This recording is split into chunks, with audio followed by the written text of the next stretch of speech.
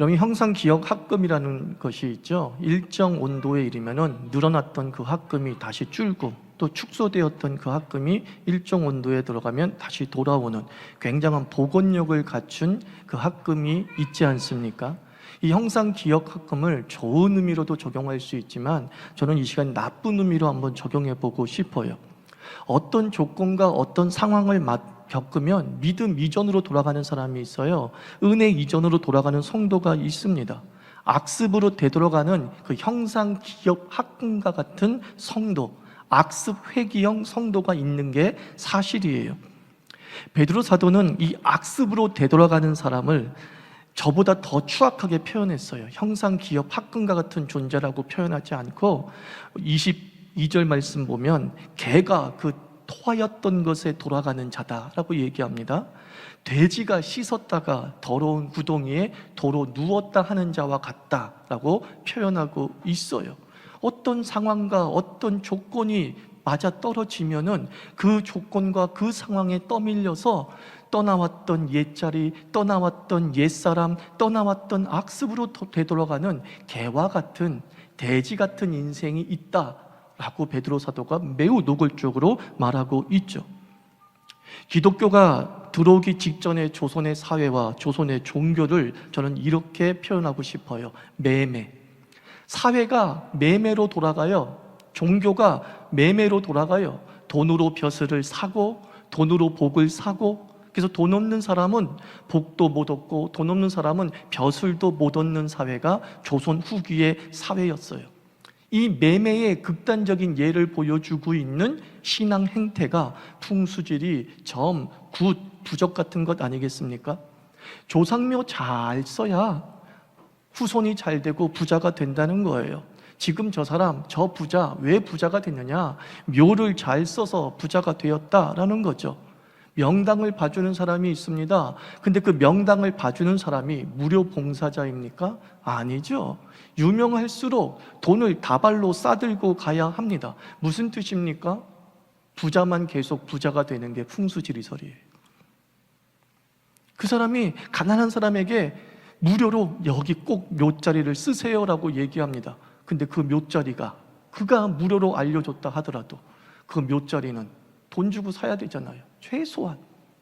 그러나 무료로 알려주는 사람은 없죠. 다 돈다발을 싸들고 가는 사람한테만 제가 숨겨둔 명당이 있습니다 라고 하면서 명당을 알려줘요. 묘자리를 잘 쓰면 부자가 된다. 누가 부자 돼요? 이미 돈 있는 사람만 부자가 되는 거예요. 점, 사주팔자 등 미래를 기가 막히게 맞추는 사람이 있습니다. 그런 사람들이 공짜로 알려줍니까? 입시나 선거철 되면 용하다는 점쟁이 집에 인산인해를 이룬 시대가 있었고, 지금도 만만치 않다고 얘기합니다. 양손에 귀한 봄을 싸들고서 줄 서 있습니다. 그리고 복채도 미리 내야 합니다. 미래를 알려주는데 돈이 들어요. 내 앞날을 알려주는데 돈이 들어요. 부적도 보십시오. 부적도 보십시오. 점치는 사람이, 또는 무속을 하는 사람이 점까지는 무료로 봐주네. 그 복채도 굉장히 적게 받네. 되게 좋은 사람인가 보다.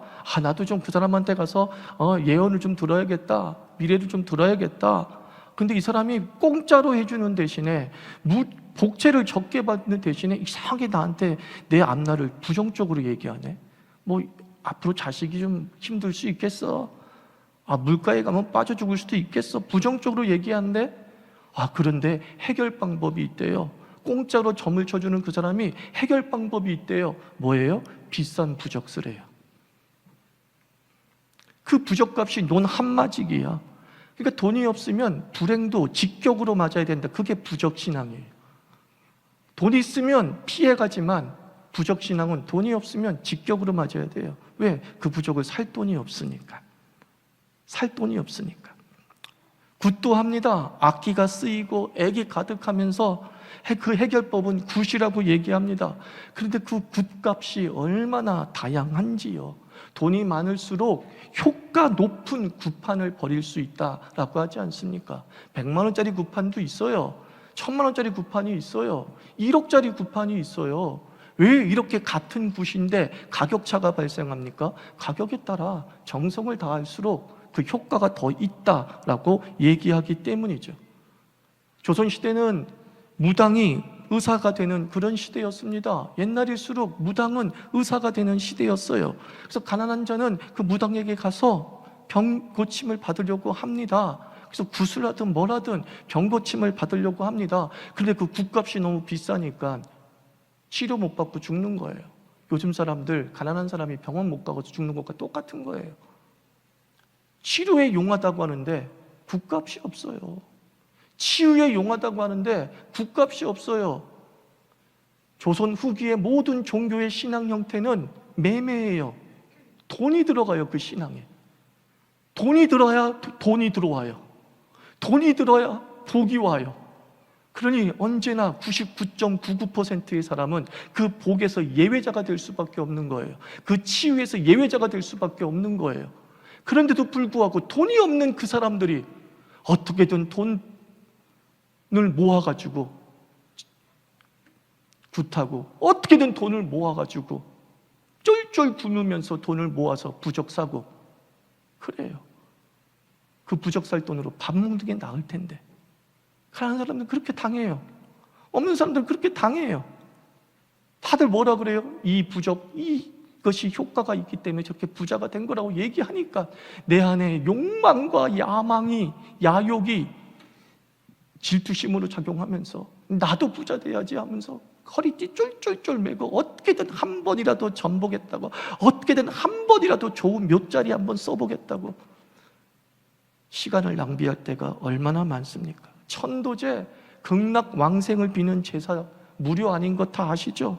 천도제의 규모에 따라서 천도제의 능력이 달라지잖아요.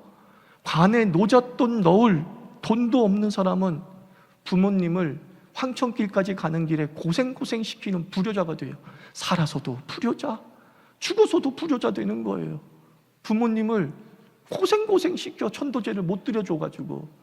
돈이 없으니까 천도제를 못 드리는 건데, 노잣돈을 간 속에 넣을 돈이 없어서 그냥 빈 관으로 아버지, 어머니를 보내는 건데 얼마나 불효입니까? 얼마나 불효입니까? 제가 이런 말을 하면은 엉뚱하게 해석하는 이들이 있어요. 아, 목사님, 그러니까 돈이 들어서 그렇지 효과는 있는 거죠.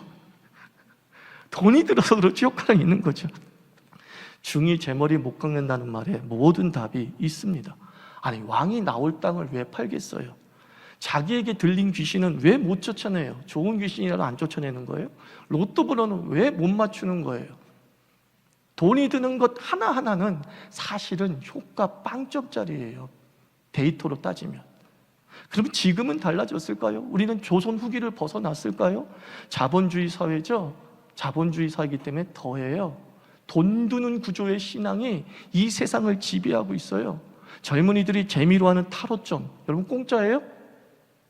홍대 타로점 많습니다. 엊그저께 속리단을 가봤더니 속리단에도 타로점 카페가 눈에 띄게 보입니다. 젊은이들 들어가요. 공짜예요? 공짜 아니잖아요. 몇만 원 받읍시다. 그러면 몇만 원도 없는 연인들은 그 타로점 못 보는 거예요. 타로점도요, 다 돈 있는 젊은 청춘이나 즐길 수 있는 데이트 코스지, 그 몇만 원 없는 사람은 그 데이트 코스, 그래서 우리 궁합이 맞아요? 물어볼 수도 없어요. 우리 결혼하게 될까요? 물어볼 수도 없어요. 심지어 옛날 스포츠 신문에 오늘의 운세가 나왔어요. 그게 공짜인 줄 아십니까? 웃기지 마세요. 그것도 보려면 옛날에 150원, 200원 냈어야 됐어요. 150원, 200원이 얼마인 줄 아십니까? 공깃밥 하나, 우리 때 어렸을 때 공깃밥 한가의 가격이었어요. 그것도 없는 사람은 심지어 공짜라고 여겨지는 스포츠 신문의 오늘의 운세조차도 못 봐요. 세상의 모든 복을 준다는 종교의 행태의 특징이 뭐라고요? 매매예요. 돈 없으면 복 못 받아. 돈 없으면 미래도 몰라. 돈 없으면 치유도 못 받아. 이 사실을 알고 계십니까? 돈 없으면 명당 자리 죽어도 생각하지 마 라고 생각합니다. 예수께서 우리를 이런 물질 구조, 복의 매매라는 가스라이팅에서 우리를 구원하신 겁니다. 하나님의 구원값은 얼마인 줄 아세요? 은혜. 하나님의 예언값은 얼마인 줄 아세요? 은혜. 하나님의 치유값은 얼마인 줄 아세요? 은혜. 하나님의 나라 노작값은 얼마인 줄 아세요? 은혜. 은혜라는 게 무슨 뜻이에요? 돈 안 든다, 돈 필요 없다. 이게 우리를 하나님께서 구원하신 목적이에요. 기독교는 매매의 종교가 아니에요. 기독교의 하나님, 참 하나님은 모든 복을 돈값으로 주시는 것이 아니라 은혜값으로 주시는 겁니다. 당신의 무한한 사랑이 우리를 향한 복의 절대량이에요. 이사야서 55장 1절 말씀 보면 너희 모든 목마른 자들아 물로 나오라. 돈 없는 자도 오라. 너희는 와서 사 먹되 돈 없이 값 없이 와서 포도주와 젖을 사라 그랬어요. 이게 우리 예수 그리스도를 믿는 근본 배경이에요. 하나님은 돈 드는 구조로 기독교를 만드시지 않고요, 하나님은 돈 들지 않는 은혜의 구조로 이 기독교를 우리에게 선물하셨어요. 저는 이사야서 55장 2절 말씀이 더 절실히 느껴져요. 하나님의 속상함이, 거저주라, 거저와서 거저 가져가라는 마음의 그 하나님의 속상함이 이렇게 표현되어 있어요. 너희가 어찌하여 양식이 아닌 것을 위하여 은을 달아주며 배부르지 하지 못할 것을 위하여 수고하니. 하나님의 눈에 비친 이스라엘 백성들은 헛발질하고 있었다는 거예요. 헛돈 들이고 있었다는 거예요. 아니, 먹을 수도 없는 그 음식에, 아니 돌덩이죠, 그 돌덩이를 꿀꿀 굶고 있으면서도 양식 안 사고 그걸 사요. 우상들에게 바쳐진 재물들, 우상의 석상들, 막 이런 것들을 사면 복 받는다 그래가지고 쫄쫄 굶으면서도 그 석상, 그 목상 집에 갖다 놓으려고 한다라는 거예요. 하나님이 너무 속상한 거예요. 추워도 네 배를 배부르지 못하게 하고 너의 목마름을 해결해 주지 못하는 것들에 왜 이렇게 헛돈 쓰고 난리니? 오늘 우리를 향한 메시지인지도 모릅니다. 우리 지금 헛돈 쓰고 있지 않습니까? 우리 지금 헛거름하면서 살고 있지 않습니까? 거짓 선지자, 가짜 제사장, 종교 사기꾼에 놀아나는 백성이 하나님은 너무 불쌍한 건데 2000년 전에만 그런 것이 아니고 3000년 전엔 그런 것이 아니고 오늘 우리 대한민국의 수많은 교회의 성도들이 헛된 것에 돈 쓰고 헛된 것에 여력을 쓰고 헛된 것에 자신의 소망을 삼으며 살아가더라는 거예요. 여러분, 돈 안 드는 신앙이라는 것은 다른 말로 무슨 뜻인지 아십니까?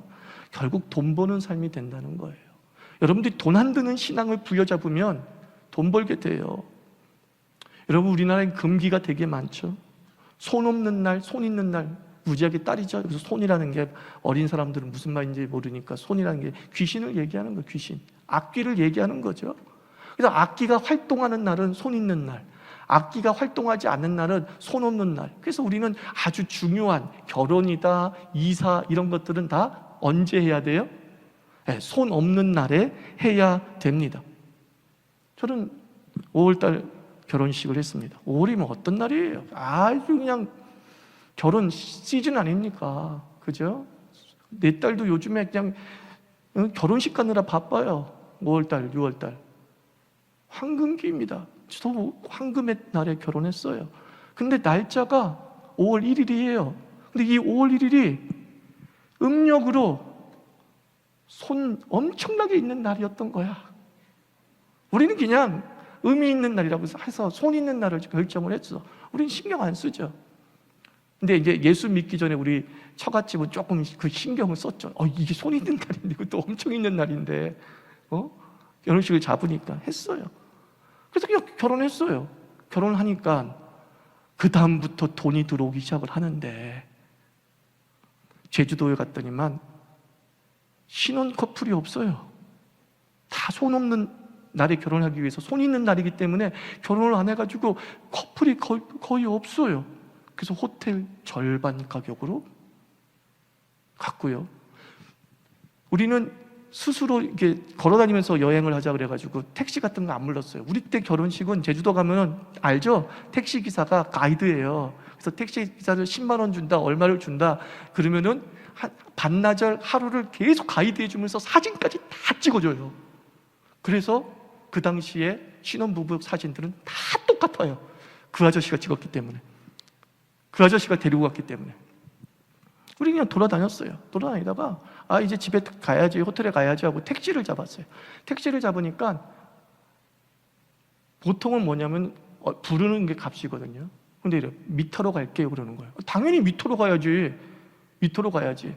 그래서 미터로 가는 거예요. 미터로 가는데 이 아저씨가 뭔가 그냥 습관대로 살지 못하는 오늘이 너무 답답했던 모양이야. 저기 미터로 가시긴 가는데 이대로 가기 아쉬운데 제가 좋은데 몇 군데 소개해 줄게요. 그리고 제가 사진도 찍어 드릴게요.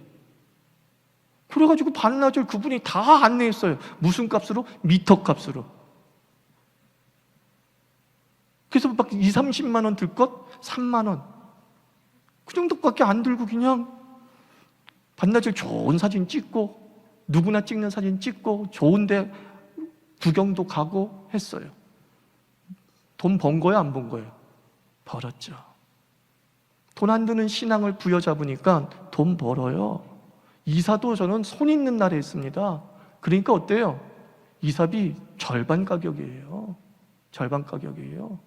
쉽게 잡아요. 경쟁이 붙어가지고 우리 쪽에서 싸게 해줄게요 라고 경쟁이 붙어요. 이게 기독교의 힘이에요. 이게 예수 믿는 자의 권세예요. 누구나 다 돈 벌려고 손 없는 날을 선택하는데 우리는 그거 신경 쓰지 않고 오직 하나님의 은혜만 바라보고 사니까 도저히 벌 수 없는 손 있는 날에도 돈을 버는 줄 믿습니다. 그냥 그렇게 확신해요. 믿어 의심치 않아요. 우리에게는 그 진리가 우리를 얼마나 자유롭게 하고 우리의 바운더리를 넓혀주는지. 기독교는 복을 매매하지 않습니다. 그런데 한국 교회가 돈 드는 교회로 변질했잖아요. 개돼지로 돌아갔습니다. 복을 받기 위해서 헌신하고 복을 받기 위해서 헌물을 합니다. 장로 권사가 되려면 딱 두 가지만 있으면 돼요. 더 예배하고 더 기도하고. 보통 사람보다 더 예배하고 더 기도하고. 이걸 있으면 나는 끝이라고 봐요. 그런데 어때요? 장로 권사 되려면 더 돈이 있어야 돼요. 이게 한국 교회 구조란 말이에요. 보통 사람은 담임 목사 만나기도 어려워요. 바쁘대요. 우리 목사님 여기 집회 다니고 저기 다니고 해서 바쁘대요. 다 건사 못한대요. 그래서 보통 사람 만나주지는 못해요. 그런데 SNS에 보면은 좀 사회에서 성공했다는 사람이 우리 목사님을 만나고 우리 목사님에게 축복받는 장면을 사진 찍어서 막 올리고 있네. 자괴감 들죠. 왜 이렇게 나 같은 사람은 축복 주시는 목사님 만나기가 이렇게 힘들고, 저 사람은 교회도 안 다니는 사람 같은데 어찌 저렇게 쉽게 만나서 축복을 받는지요. 그런 걸 보면서 어때요? 그냥 예수 더 잘 믿어야지라는 생각은 안 하고 뭐예요? 효과 있는 그 무엇을 좀 찾아가자. 구원의 악습, 구원 이전의 악습으로 막 자기를 최근에서 돌아가려고 하는 거예요. 구원 이전의 악습으로 돌아가면 어떻게 되는 줄 아십니까? 베드로 사도가 20절에서 말하죠. 만일 그들이 우리 주 대신 구주 예수 그리스도를 알므로 세상의 더러움을 피한 후에 다시 그 중에 얽매이고 지면 그 나중 형편이 처음보다 더 심하리라 그랬어요. 복 받으려고 구원 이전의 악습 풍수지리, 구원 이전의 악습 부적, 구원 이전의 악습 점, 구원 이전의 악습 여러 가지 예언, 이런 것들을 좀 받으러 갔는데 베드로 사도는 분명히 얘기합니다. 너 더 나빠져. 이게 하나님의 사도 베드로의 선언이에요. 마태복음 12장에서 예수님이 그런 말씀하죠. 귀신 들린 자가 있어요. 그 귀신 들린 자를 고쳐줬어요. 근데 이 귀신 들린 자를 고쳐준 이 사람이 그 귀신 들림의 고침을 받고 난 다음에 더 예수의 말씀, 하나님의 말씀으로 충만해야 되는데 이거 어중이 떠주는 대충 사네? 그러니까 어떤 일이 벌어졌어요? 귀신이 한번 나갔던 귀신이 쑥 한번 돌아봤어. 미련이 남는 거야. 저 집 좋았는데 내가 쫓겨났단 말이야. 그래서 귀신이 와서 쫙 봤대요. 봤더니만 텅 비어있네. 예수가 없네. 호라, 더 깨끗하네. 그리고 어떻게 그랬어요? 7 귀신을 데리고 와서 들어왔다 그랬더라. 더 나빠졌어요. 더 악해졌어요. 안 하던 짓 하면 죽을 때가 되었다라고 하죠. 그죠? 믿음으로 돌아가면 망할 때가 된 겁니다. 흥하려고 한 짓인데 사실은 망할 짓입니다. 이거 꼭 기억하십시오. 로마서 7장 6절에서 바울 사도는 이제는 우리가 얽매였던 것에 대하여 죽었으므로 율법에서 벗어났으니 이러므로 우리가 영의 새로운 것으로 섬길 것이요 그랬어요. 율법의 조문에 묵은 것으로 아니할 것이다 그랬어요. 여기서 밑줄 쫙 꺼야 되는 게 뭐예요? 우리가 영의 새로운 것으로 섬길 것이요.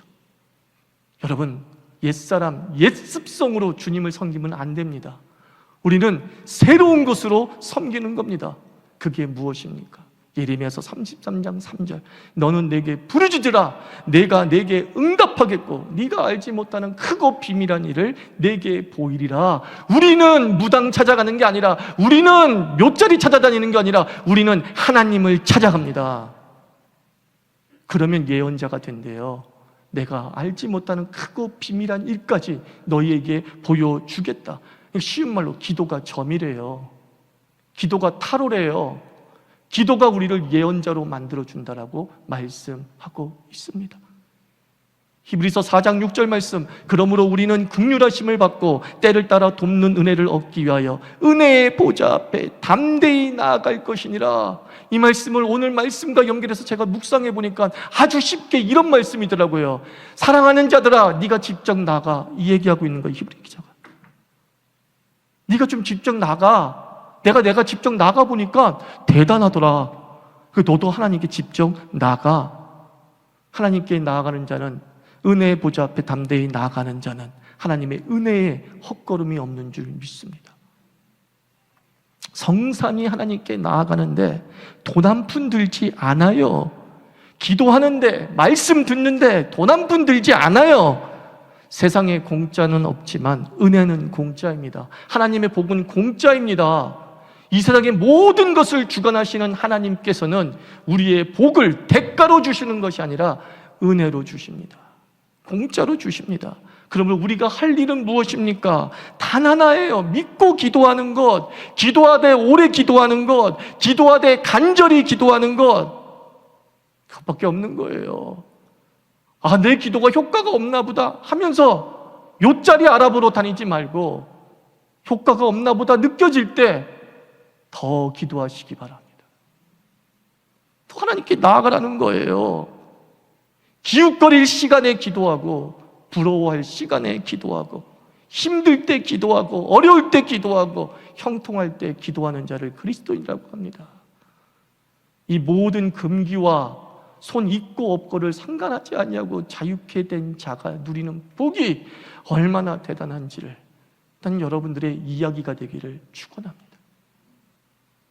여러분 이야기 돼야 되잖아요. 난 돈 한 푼 안 들고 난 여기까지 살아왔어. 와, 이게 얼마나 큰 은총 중에 은총이겠냐라는 거예요. 제가 지난 옛날에도 파묘를 보고 부모님 무덤을 찾아가는 사람의 메시지를 좀 전했죠. 우리 기독인들의 매우 위험한 유혹거리가 또 우리 항민족의 맹아 속에 무속이 아주 뿌리 깊게 자리 잡고 있기 때문에 누구도 이 이전 것의 삶으로 돌아가는 유혹에서 자유로울 수 없어요. 누구만 자유로울 수 있습니까? 하나님을 체험한 자, 공짜로 주는 하나님의 은혜를 체험한 자는 절대 돌아가지 않아요. 저는 여러분이 그 은혜를 체험한 줄 믿습니다. 그죠? 돌아가지 맙시다. 따라합시다. 헛돈 쓰지 말고 기도하자. 성전 기도는 헛걸음이 없다. 이것이 여러분의 이야기 되기를, This is my story 되기를 주의 이름으로 축원합니다. 기도합시다. 하나님 아버지, 그렇습니다. 자꾸 하나님은 조금 힘들면 다른 거 한번 해볼까? 저처럼 저것 때문에 잘 됐는데라고 하면서 기웃기웃거리다가 기도의 시간을 놓칠 때가 어딘지, 말씀의 순종의 때를 놓칠 때가 얼마나 많습니까? 하나님 아버지, 오늘 말씀대로 하나님 아버지 헛돈 쓰지 말고 기도하는 자 되게 해주옵소서. 같이 기도하고 오늘 내가 공짜로 얻은 삶의 이야기가 충만하게 하여 주시옵소서. 이렇게 기도하겠습니다.